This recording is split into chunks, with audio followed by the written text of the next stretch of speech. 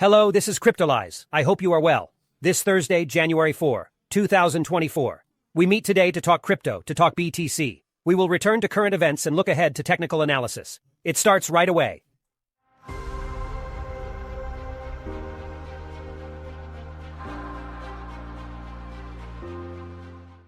I have often spoken to you about the fact that the year 2024 is really a year around regulations, and I am convinced that this will be the case.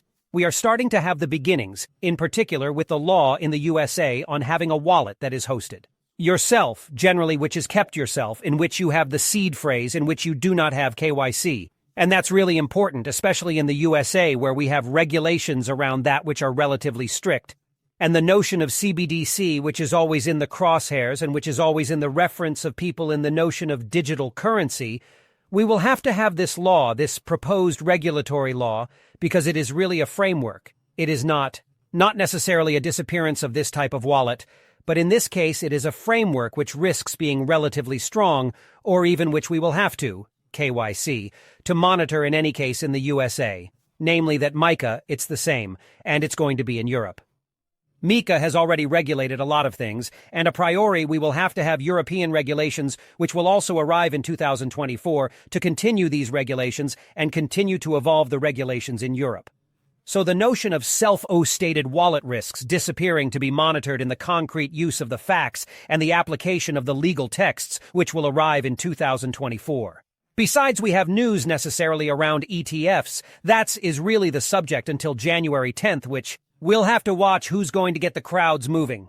We have NASDAQ meeting once again with the SEC to talk about the implementation of spot ETFs, which was mainly on NASDAQ. So we're obviously also talking about BlackRock behind it. And what is interesting to see is not so much this news, because we still have a plethora over the last month in which we have meetings, phone call. We have something which shows us that it is urgent, that it will be validated. It is really this narrative that is shown by this typology of news. And on the side, we have reports like that of Matrixport, which tells us that the SEC is going to reject all BTC ETFs, because to do it quickly, Gary Gensler is against BTC, and that the fact of validating them would show that BTC in itself would be a reserve asset. So we're going to come back to that a little bit because it's interesting. A lot of people think that the crash we experienced yesterday is linked to that. Personally, I don't think so. I was explaining to you just now in technical analysis my vision. But what I like, in fact, is the discussion that there is around that, and there is a very strong discussion, in fact, on who, why, in fact, there was this typology of relationship. And so, the person who wrote this report is Marcus. And Marcus explained for a long time on Twitter, yesterday mainly, why he wrote it. And he defended the fact of being a permabear, because that's not the case. When we look, it's someone who is still mostly bull, and who had predicted the 45,000 moreover for Christmas. So he really wasn't far away. And on this, in fact, what he explains is that for his vision, and only for him, he considers that the ETFs will not be validated quickly because there is a regulatory problem, and that for that we must manage the regulatory part before being able to validate the ETFs. And I have a vision which is a little bit different from that. I think that many people are convinced that the BTC ETFs will be validated in January because we have an ETF which must have its validation. This is the last moment for the SEC to respond, January 10th. And it is not normal that one is rejected and the others are validated. So, once again, there is no normal. If there is one that is not complete, there will always be a way to refuse it. And secondly, we have the possibility of having a refusal in January for this ETF, a postponement for the others in March, which is the real date, and asking the other ETF which was refused to reapply to validate the all in March. For me, this is also a possibility that is not the least important, and that we really need to keep in mind.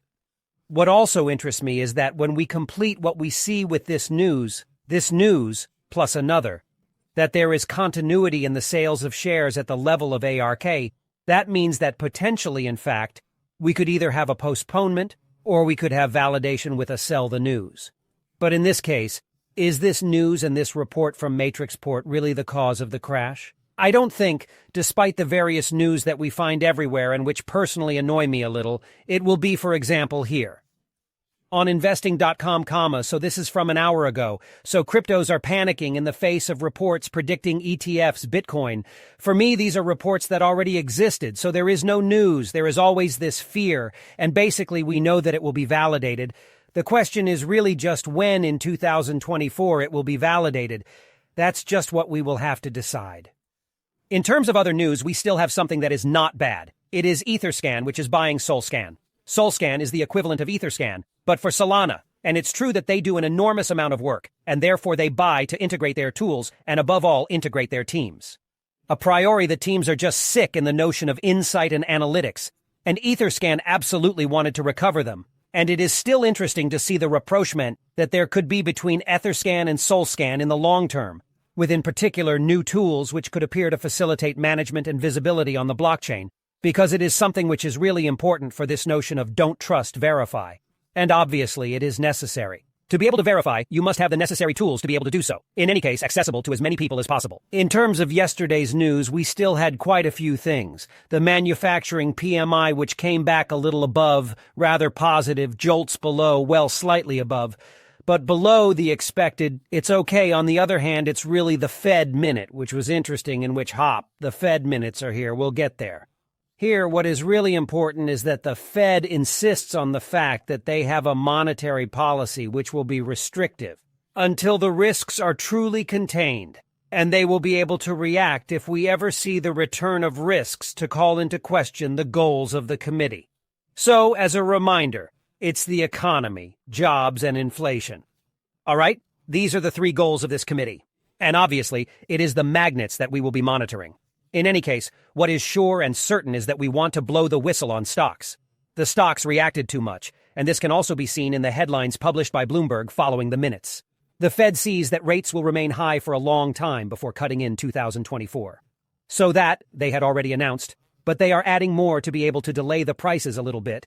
We have the ESP 500, which is reacting in this sense with a breath that we are already waiting for. In any case, in all cases for me, we will have a breath which risks being in 3 stages, therefore which will prepare itself overall. 2024, in which we will have a first breath to get. I have a small target between the 236 and the 382, small breath in acceleration, then in retest, and then go a little bit more low. Potentially look for a retest of this. Low there. I think that this will be maintained, it will be protected. I will explain to you in another video why.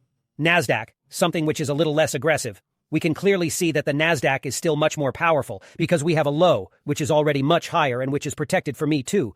The same, despite the fact that we have a big acceleration here, we will in any case see the first fall and the first retracement which will be effective. The same. 236, 382 for the first retracement zone to follow thereafter. In this retracement of stocks, inevitably we have a reacceleration of American bonds in 10 years, which is rather normal and which we will have to monitor. Are we just going to do a retracement on the 411, or are we continuing our bearish continuity? And that would really be our downward trend. It would really be very important for the American economy. BTC level, BTC, we still had some FUD, really a lot of FUD, in which we had an acceleration. Bullish beginning of the week. We retrace, and we retrace still relatively low because we made a wick which still fetched the 41,000, a very low wick, in which we filled this CME gap which was pending due at the opening of the CME, the increase in open interest that we explained at the beginning of the week, and in which then we had the bearish liquidation breakout. Because yes, these are liquidations which are relatively strong when we look at the statistics a little.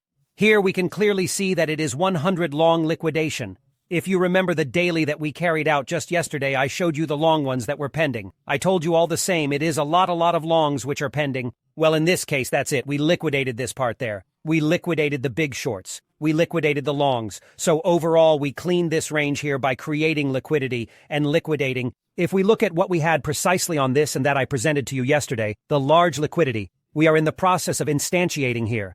We did part of the retest and we made a rebound. I told you that the rebound was not enough. And in this case, we can clearly see that we went a little higher and filled a large part of the imbalance, which was here before making the bearish movement. So rather classic. And when we look and are used to that, we see that mainly these are manipulation tools. And moreover, we have a double manipulation because I posted this screenshot to you on Twitter and on the Discord elsewhere, in which I told you, look, it's really pixel perfect at the level of the OB, which was located here.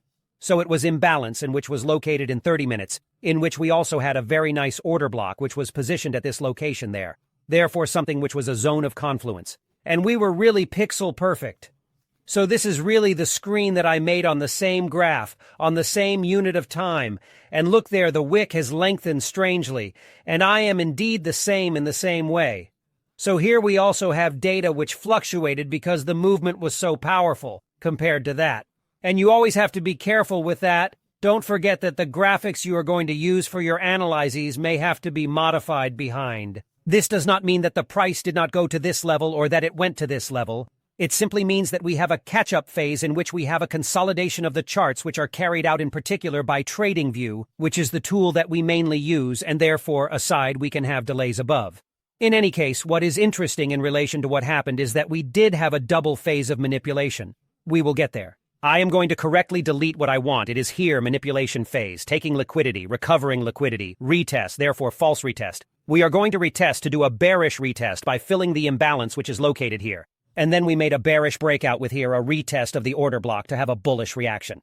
That doesn't mean that we're going to go back there, but in any case, it mainly means that we really went to take all the liquidity, which were at the bottom. We went to fill part of the imbalance, we maintained an oblique here, and we continue to work. So that means that, quite simply, if I have to come back to a vision, we will rather say 4 hours. We are back in a big range, and in the big triangle that we had. Triangle here, with the liquidity there.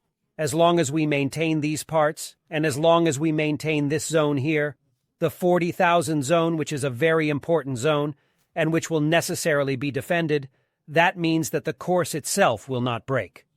We have returned to a rather secondary trend in which we have already been for some time, and that does not change the situation. We just went back to where we were before.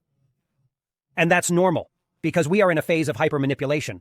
I remind you that we are waiting for the validation of ETFs.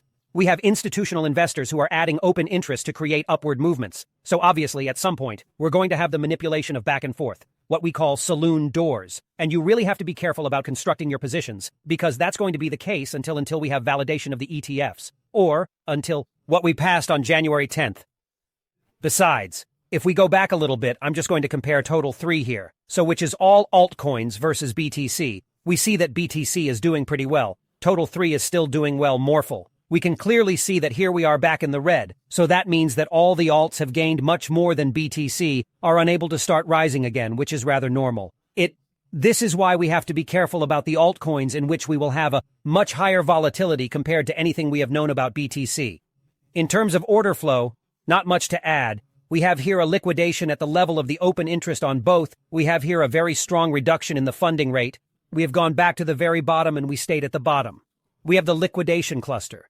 So what will be interesting to see will be the reaction of the funding rate on the different days that will happen. So until the end, week, today, and tomorrow, see if we have a long return of positions or if we have a form of in-between state. As often when we have a lot of volatility like that, we will be lethargic. It will be really important to follow this part. Then on Kingfisher, we have a really aggressive short-term positioning on the 44,000 at the short level.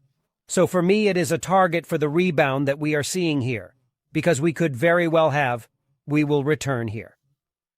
A little retest this time of the upper part. We count a large part of the imbalance which is there, and then we see either we make a rejection and we will retest part above, or we make a bullish acceleration and we reconsolidate, okay? So in any case, there will be no direction given. We are just in the manipulation phase. Don't forget that. Pay close attention to your capital to preserve it. And that's why it's very important to have a very strong mind in these periods, to understand what's happening, to have your strategy written down so as not to overreact or underreact. React to movements like this and what could happen again. Don't forget that you have an investment guide available, 30 synthetic pages on how to trade, how to invest, the basics, the psychological part, the purchase orders, the sales parts, everything at your disposal. For free in comments and descriptions, and we meet at 13:30 to talk about TIA Celestia's crypto. And before leaving, don't forget to leave me a little like and a comment because the video is finished. And if you want to please me and support the work I do, this is the best way to do it. And I'll see you soon for a new video. If you want to train and really enjoy bull run, it's simple. There is perfect, complete free training available. It's through an educational journey that teaches you everything about blockchain, crypto, investment, technical analysis, and trading. All this for free in comments and descriptions. You have exercises, multiple choice questions, modules, videos, guides, everything to support you in your progress.